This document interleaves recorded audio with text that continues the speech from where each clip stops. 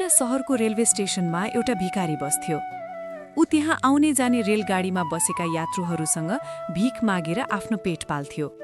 एक दिन जब ऊ भीख माग्दै थियो, उसले सुटबुट लगाएको एउटा अग्लो मानिस देख्यो। उसले सोच्यो, यो मानिस त धेरै धनी देखिन्छ, यससँग भीख मागे भने पक्कै पनि राम्रो पैसा दिन्छ। त्यसपछि ऊ त्यो अग्लो मानिससँग भीख माग्न गयो। भिखारीलाई देखेर त्यो अग्लो मानिसले भन्यो, तिमी सधैँ मागिरहन्छौ, कि तिमी कहिले कसैलाई केही दिन्छौ पनि? भिखारीले भन्यो, साहेब, म त भिखारी हुँ, सधैँ मानिसहरूबाट माग्दै आएको छु। मेरो त्यस्तो हैसियत कहाँ छ र म कसैलाई केही दिन सकूँ? त्यो अग्लो मानिसले भन्यो, जब तिमी कसैलाई केही दिन सक्दैनौ भने तिमीलाई माग्ने अधिकार पनि छैन। म एक व्यापारी हुँ र म सधैँ लेनदेनमा विश्वास गर्छु। यदि तिमीसँग मलाई दिनका लागि केही छ भने मात्रै म तिमीलाई बदलामा केही दिन सक्छु। यति भनेपछि त्यो अग्लो मानिस रेलमा चढेर गयो। यता भिखारी उसले भनेको कुराबारे गहिरो सोच्न थाल्यो। त्यो अग्लो मानिसका शब्दहरू भिखारीको मनमा गहिरोसँग बसिसकेका थिए।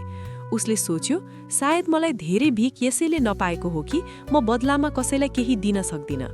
तर म त भिखारी हुँ, मसँग कसैलाई दिन लायक केही छैन। तर म कहिलेसम्म बिना केही दिए केवल मागिरहने? धेरै सोचिसकेपछि भिखारीले एउटा निर्णय गर्यो, जो कोहीले उसलाई भीख दिन्छ उसले त्यसको बदलामा उसलाई केही न केही अवश्य दिनेछ। तर अब उसको दिमागमा एउटै प्रश्न घुमिरह्यो, म आफै भिखारी हुँ भने भीखको बदलामा अरूलाई के दिन सक्छु? यसै प्रश्नमा 2 दिन बिते, तर उसले कुनै उत्तर पाउन सकेन। तेस्रो दिन जब ऊ स्टेशन नजिकै बसेको थियो, उसले स्टेशन वरपरका बोट बिरुवामा फुलेका केही फूलहरू देख्यो। उसले सोच्यो, किन न म भीखको बदलामा मानिसहरूलाई फूल नै दिउँ? यो विचार उसलाई मन पर्यो र उसले केही फूल टिप्यो। अब ऊ रेलभित्र भीख माग्न गयो। अब जोले उसलाई भीख दिन्थ्यो, उसले त्यसको बदलामा उसलाई फूल दिन्थ्यो। मानिसहरूले ती फूलहरू खुसी हुँदै लिएर जान्थे। अब भिखारी हरेक दिन फूल टिप्थ्यो र भीखको बदलामा मानिसहरूलाई बाँड्थ्यो। केही दिनमै उसले महसुस गर्यो कि अब उसलाई पहिले भन्दा धेरै मानिसहरूले भीख दिन थालेका छन्। ऊ स्टेशन वरपरका सबै फूल टिपेर ल्याउँथ्यो र जबसम्म उसको हातमा फूल हुन्थ्यो तबसम्म उसलाई धेरै भीख मिल्थ्यो। तर जब फूल सकिन्थ्यो, भीख पनि पाउन छाड्थ्यो। यसरी नै हरेक दिन चलिरह्यो। एक दिन भीख माग्दै गर्दा उसले देख्यो त्यही अग्लो मानिस रेलमा बसेको छ, जसको कारणले उसलाई भीखको बदलामा फूल दिन प्रेरणा मिलेको थियो। ऊ तुरन्तै त्यो मानिस कहाँ पुग्यो र भन्यो, आज मसँग तपाईलाई दिनका लागि फूल छन्, तपाईँ मलाई भीख दिनुहोस्, म बदलामा तपाईलाई फूल दिन्छु। त्यो अग्लो मानिसले उसलाई केही पैसा दियो र भिखारीले उसलाई फूल दियो। त्यो मानिसलाई यो कुरा धेरै मन पर्यो। उसले भन्यो, वाह, आज तिमी पनि मेरो जस्तै व्यापारी बनिसकेछौ। यति भनेर फूल लिएर ऊ आफ्नो स्टेशनमा ओर्लियो।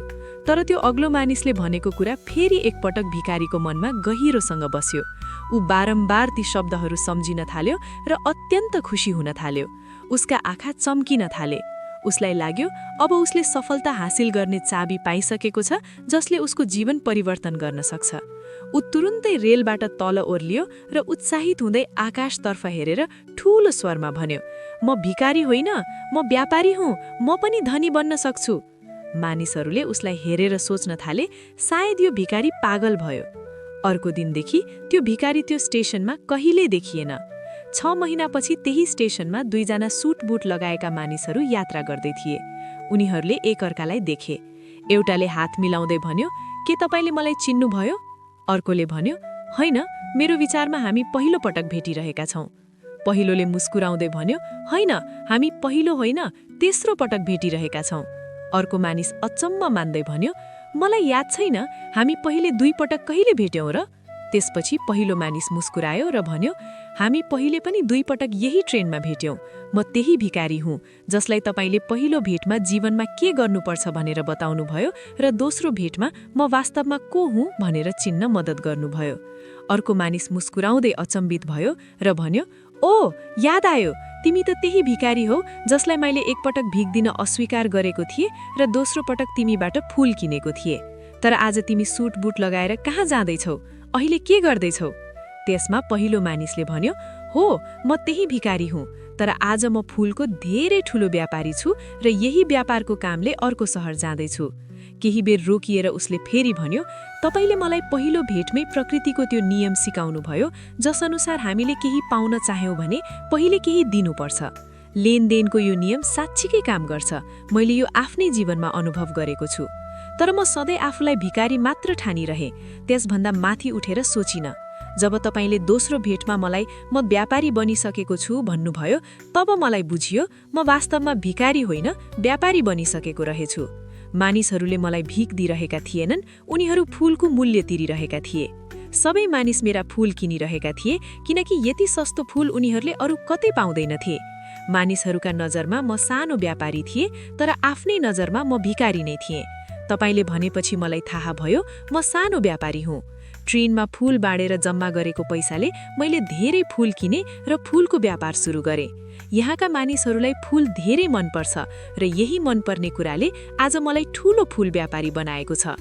दुवै व्यापारी खुसी भए। स्टेशन आएपछि सँगै ओर्लिए र आफ्नो व्यापारको कुरा गर्दै अघि बढे। यो कथा हामीलाई धेरै कुरा सिकाउँछ। अग्लो व्यापारीले गिभ एन्ड टेक अर्थात् लेनदेनको नियम राम्ररी बुझेको थियो। संसारका सबै सफल व्यापारीहरूले यही नियम अपनाएका छन्। भिखारीले पनि यो प्राकृतिक नियम अपनायो, सोच बदल्यो, जीवन बदल्यो। सफलता तपाईको सोचमै लुकेको हुन्छ। आफूलाई सानो ठान्यौ भने सधैँ सानो रहन्छौ।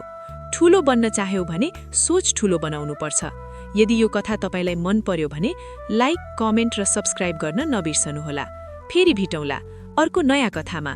धन्यवाद।